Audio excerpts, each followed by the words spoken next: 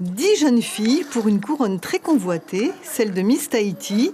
Aujourd'hui, l'épreuve de l'oral et elle est très importante. L'oral compte pour 50%. C'est vrai qu'on a l'impression que on n'est jamais prête. Mais si je peux vous confier quelque chose, la promo de cette année, elles sont plus que prêtes. Elles sont déterminées, elles sont préparées, elles sont pétillantes. Moi, je trouve ça incroyable. Et les candidates sont bien entourées par des marraines qui ont aussi passé cette épreuve et qui les conseillent gentiment, y compris la Miss depuis 2 ans, prête à céder son titre. Non, aucun regret. Justement, j'ai essayé de tout appréhender avec du recul et vraiment essayer de tout donner pour justement ne pas avoir de regrets au final. Et au contraire, je suis contente de passer la couronne cette année et qu'on puisse avoir en Polynésie une nouvelle ambassadrice.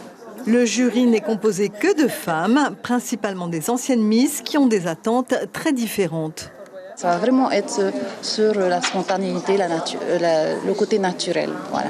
Faire valoir ce qu'une femme polynésienne peut être. Qu'elle soit très belle, physiquement et intérieurement, parce que je pense que si on a un bon fond, ça se reflète sur le visage, et qu'elle puisse une candidate qui saura promouvoir notre culture. Ça va être beaucoup de feeling. Moi, je fonctionne au feeling.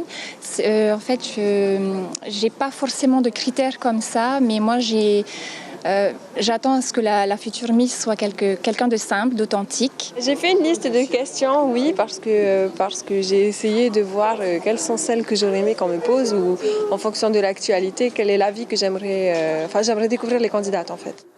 Le jury conserve ses notes secrètes. Elles seront communiquées vendredi soir lors de l'élection de la future ambassadrice de la Polynésie.